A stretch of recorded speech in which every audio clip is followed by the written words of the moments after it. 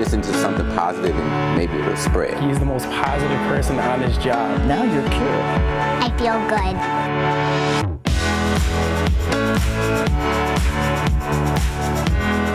Good morning and welcome to Positively Milwaukee. I'm Carole Meekins. A Milwaukee man promotes wellness and shares lessons in life, and he's making it easier for underserved people to learn better eating habits.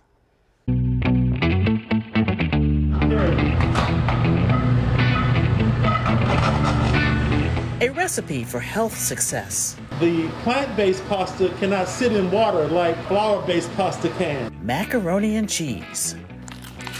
Chef Marvin Jones cooks up his version of macaroni and cheese at Cudahy's Grand Ballroom. Instead of using flour-based pasta, we're using chickpea pasta. So this plant-based entity brings the caloric count down right from the beginning. And the absence of the milk, and we do use a small amount of cheese. The dish is heart-friendly. We pull the whole milk out. We pull 3/4 of the cheese out. And still get the consistency that people are looking for. Chef Jones adds his own special touches. We'll roast our walnuts as a topping, put that in the pan and run into the oven for a moment. It's made with healthier ingredients, less fat, fewer calories. What does it taste like? Well, you have to wait a little later for that. But first, more on the man behind the apron. I talked to Chef Jones by Zoom, and he tells me how he found peace. You have to surrender, that let go, and let God have it.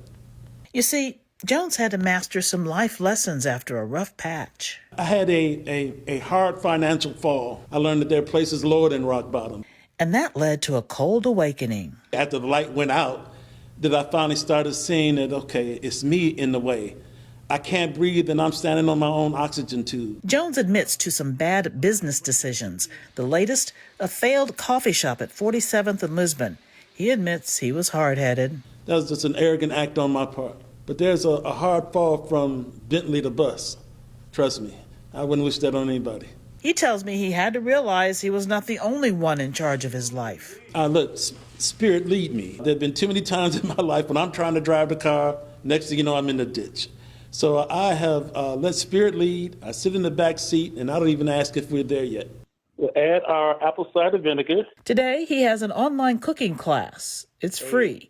Chef Marvin Jones is part of the Cole's Healthy Families Initiative. The company partners with the American Cancer Society to promote wellness. I wish this for everyone, to be able to find something that you like and then do it. We all have gifts that we're given, and our job is to find what that gift is on an individual level. You can see Jones' classes on the Healthy Eating, Active Living Milwaukee Facebook group. I take the gifts that I've been given, put in the work, because you still have to do the work, is, the diligence to move it along, and then it takes care of itself. It's its own reward. The program stresses nutrition, exercise, and mental health. Jones puts being good to our bodies this way. There's no Calvary coming. We have to save ourselves. And at 68, Chef Marvin is like a Renaissance man, proving sometimes we have to evolve before life serves us fulfillment. I thank God every day someone's willing to pay me for what I would do for free. By the way, that healthy mac and cheese, well, the taste test from our photojournalist, Ryan Whitaker.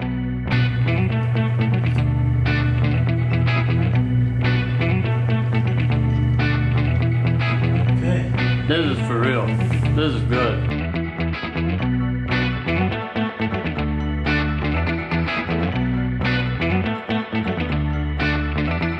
Okay, that says it all, and Ryan kept going back for more. We do have a link on our website to the Healthy Eating, Active Living Facebook page. Just go to tmj4.com. March is Women's History Month, and it's a time to celebrate strong women and bold women from past to present. Katie Crowther has a story of 3 rising African-American women in Milwaukee, all under the age of 40.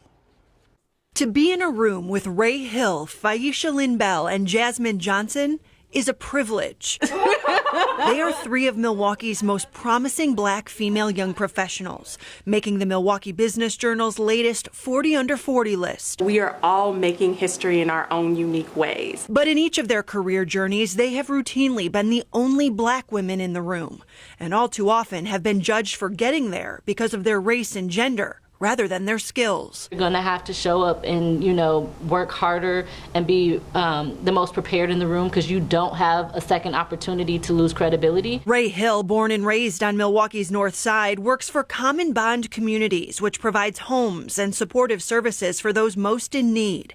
She's also a member of Wisconsin's Housing and Economic Development Authority's Board of Directors. I was a mom by 20. I was married by 22, and I graduated from college at 24. I've been in meetings or sat in rooms where I have said the exact same thing the individual next to me said, but because he's louder, or because he's white, or because he has the floor, he has that ability to own that statement. Faisha Lynn Bell, originally from Indianapolis, is with the Greater Milwaukee Foundation. She works to bring people together and raise money for critical community organizations to try to solve some of our city's most pressing issues. I want you to listen with the intent to understand what I'm saying versus listening just to hear me speak and know that you have a young black woman at the table. And Jasmine Johnson, a single mom, was just named Vice President of Sales for iHeartMedia. She also serves on a number of local boards and leads the United Way's Diversity Leadership Society. Johnson grew up in Sherman Park. I am one of those Milwaukee natives who has left the city that has raised me multiple times to gain opportunities to grow professionally where they were not available to me here. But these women say that's changing. Wisconsin specifically is starting to turn. We're able to show up 100%. We have this moment where people are looking for us to have a voice. They want to hear what we have to say. And that provides its own pressures. Pressures like speaking up when they witness or experience racism or sexism. I think it happens more often than we share. And we really need to continue to educate. We all have to be willing to have uncomfortable conversations, but lead with grace. Exactly as you guys are saying, if we don't have the conversations, what's the point? But these conversations can't just fall on black women. They need allies actively advocating for them in the corporate world, too. It takes motivated, not just like-minded people to be able to advance that work. Work they do with the goal of paving a better path and more leadership roles for the next young women of color. As individuals in our age group are moving into, director and executive roles, we're looking for the next generation to be able to be very diverse in their background. Know that they don't have to check every box. Know that they don't have to be perfect. We are at a critical, pivotal time in place that we cannot afford to miss the moment for ourselves and for the generations to come from behind us. And we love to see our young talent staying right here in Milwaukee. Congratulations, ladies. Well, after almost a year, the Milwaukee Public Museum is reopened to the public. Our Tony Atkins uncovers how it stayed afloat during a very trying time. Carlos Manriquez brought his two daughters, Olivia Maya and Quintessa Mir, for a daddy-daughter day of interacting, bonding, and learning. I think what this pandemic has given us is a great opportunity to become creative and to really explore. Going in depth, arts and cultures in the greater Milwaukee area generates an economic impact of about $250 million per year. It employs roughly 4,000 people and utilizes more than 9,000 volunteers. The community really did miss being on site, and we're grateful to be able to offer that experience again. Jenny Tetzleff says the public museum kept going virtually during the pandemic. Now they're working their way back to normal in phases. Some exhibits like the planetarium and butterfly exhibits remain closed for now. Jenny says during the full museum shutdown, donors and members really stepped up to the plate financially. Our membership renewal rate is really great. Even when we were closed, people really called and said we still want to be members even though we can't necessarily come in right now. You like the dinosaurs? And Thursday's reopening is a gift to Carlos, who has taken it upon himself to help his girls find new ways to learn through interactivity. We're just looking for opportunities to explore the city that they were born in, explore culture, and look at different angles of our city. They plan to seek as much culture as they can as more museums continue to open this spring. Isn't that wonderful? They are open. Now, if you do want to visit the Milwaukee Public Museum, you can do so Thursday through Sunday from 10 to 4. For details on the other Milwaukee museums now, just go to tmj4.com/rebound. Still ahead, the secret ingredient that has business booming at a Fox Point bakery. And next, sapping season is underway, and this is the ideal time to learn to tap into trees.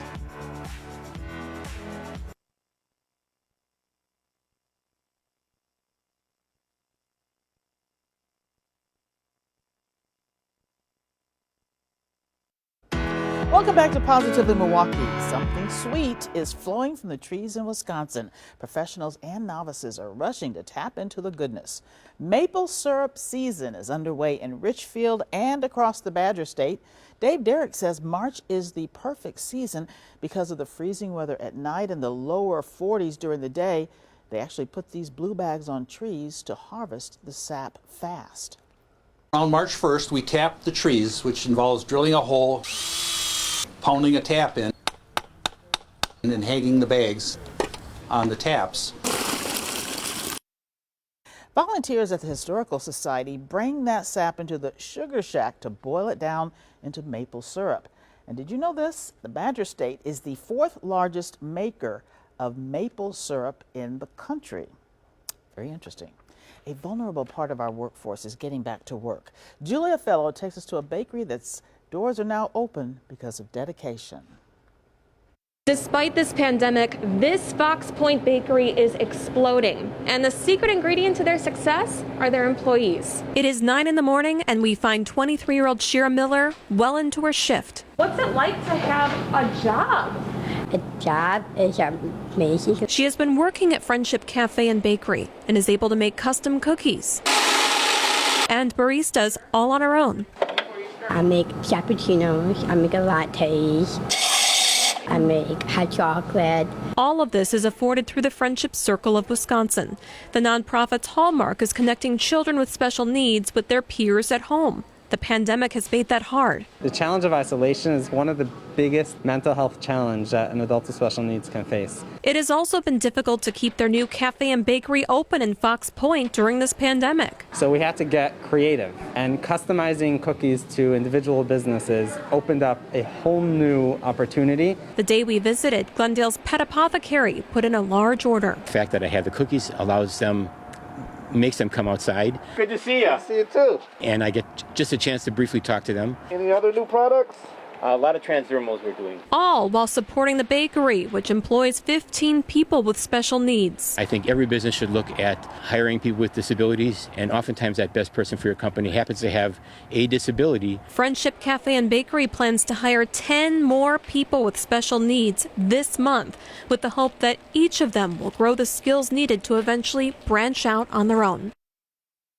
What a great concept. Now, the Friendship Cafe and Bakery also has Art on the Go, projects that you can actually do at home. You can visit their Facebook page to learn more. Animals are enchanting to watch, and snow leopards definitely fit that bill. The Milwaukee County Zoo sharing this image of Asa, and look at that. That's some eye-opening information that we have here. Snow leopards have great eyesight, believe it or not. Their eyes are set high on their heads so they can stay low while they cover and stalk prey. I don't want them to come near me, though. They are pretty eyes and pretty cool information. Well, still ahead, some furry friends need a new home. Plus, meet the fierce ladies breaking down barriers in the dugout and in the world of baseball.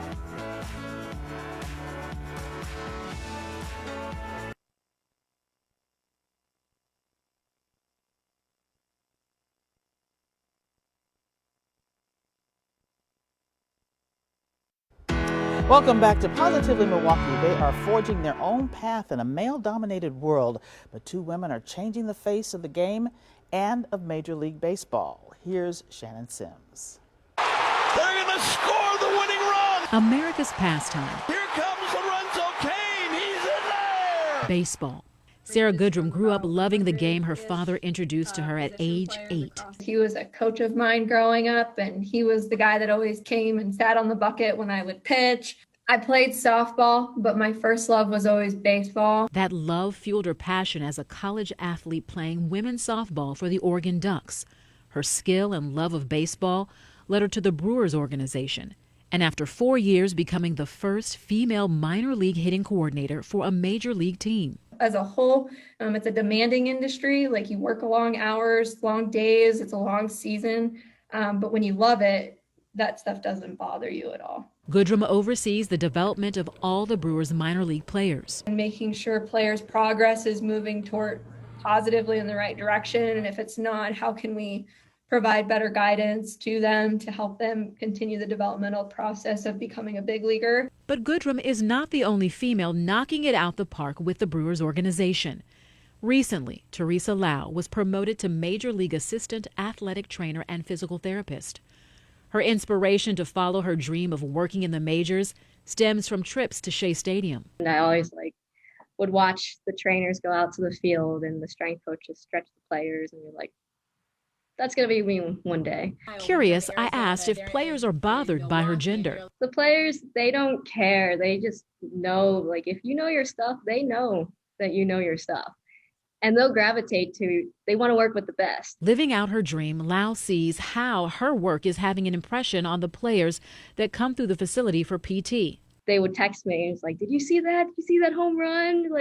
Did you see I threw 100? So that to me is the most rewarding, just having a little impact on these guys' career. The Institute for Diversity and Ethics in Sports reports in 2020, 22 women had on-field coaching or player development roles. In 2017, there were just 3 women. Sarah Goodrum has this advice for any young girl wanting a shot at the big leagues. Reach literally past the stars and see where you land, and you'll be pretty surprised at where you land. But don't be afraid to fail. Don't be afraid to fall, and just keep believing in what you're doing, and ask questions, reach out to people. And while it's taken the league 150 years to see more females in the dugout, on the field, or running an organization, these women are showing us that women can be represented in male-dominated fields and thrive. Reach past the stars. I like that. And both women are based at the Brewers Training Center in Phoenix, Arizona. Police in Mount Pleasant are giving a community a reason to smile.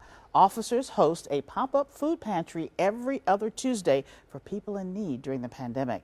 Now, they run this pantry out of their COP house. That is short for community-oriented policing. Journey Church in Kenosha helps to deliver the 3-county area, and 200 boxes of food come from Feeding America, and each box can feed up to 4 people. Neighborhood kids do their part, and they help to deliver the nourishment door to door. Way to go. Dozens of rescue animals are being welcomed to the Wisconsin Humane Society. These fur babies are in need of a new home after last month's severe weather in Texas. 75 animals, including cats and dogs, have been brought to Wisconsin. A few have already been adopted, but others still need a new, loving owner. Giving to the needy, that's something to smile about. The Women's Club of West Allis held a sock drive at VMP Healthcare and Community Living. They collected footwear. The socks will go to men and women at the Milwaukee Rescue Mission. Very wonderful gesture. Well, it's something that most of us have, but many people take it for granted, a bed. Nonprofits in Kenosha want to make sure every child has a comfortable place to lay their head. They put beds together and deliver them to a local family. Matthew Waller from Jockey International says this is all about supporting the community. We want to help the community roll up our sleeves, get more involved, and this is one of many things that we'll be doing over the course of the next year and even years after that to help uplift and unite our community. This effort is also sponsored by Sleep in Heavenly Peace. That's a nonprofit trying to make sure that no child has to sleep on the floor. Very important. Well, we're closer to St. Patrick's Day than Christmas, but one Milwaukee neighborhood is still celebrating like it's December 25th. James Groh has a story of long-lasting holiday cheer. It's the most wonderful time of the year. Christmas in March, right? Well, at least for this one house in Milwaukee, it is. Favorite Christmas song? Meet Tim Osterbeck from Milwaukee. Say Jingle Bells. He keeps his decorations up in March. Oh yeah, I'm a big Christmas fan.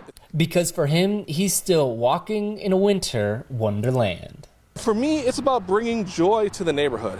While all the chestnuts have been roasted over open fires and Santa has already come to town, people are still coming to see Tim's Clark Griswold-esque house at 48th and Good Hope Road. To say your lights are beautiful. Thank you for doing this for us. Thank you for having us, this beautiful display in our neighborhood. He's not the only house either. I saw at least 5 others in the same neighborhood with decorations still up. A lot of people in the neighborhood seem to use what I do with my lights as a barometer for when to take down or turn off their lights. For Tim, there's also a practical reason they're still up, and there's a chance they could come down soon. Well, we just continue to have snow after snow after snow, and it's not a lot of fun taking down Christmas decorations when there's 1.5 feet of snow in the yard. So for those thinking these decorations are left up way too late, to them I say, it's 2021. Christmas hasn't happened yet. Maybe we can get some leprechauns to sing Jingle Bell Rock.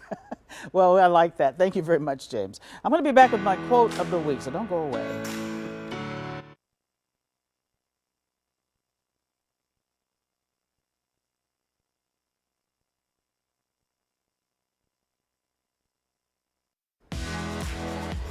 You're watching Positively Milwaukee. This week's quote comes from writer and poet Kahlil Gibran. His words, quote, "Keep me away from the wisdom that does not cry, the philosophy which does not laugh, and the greatness that does not bow before children." Deep words to pontificate this Sunday morning from Kahlil Gibran. And we want to thank you for joining us this morning. And don't forget, have a great week. And as always, stay positively Milwaukee.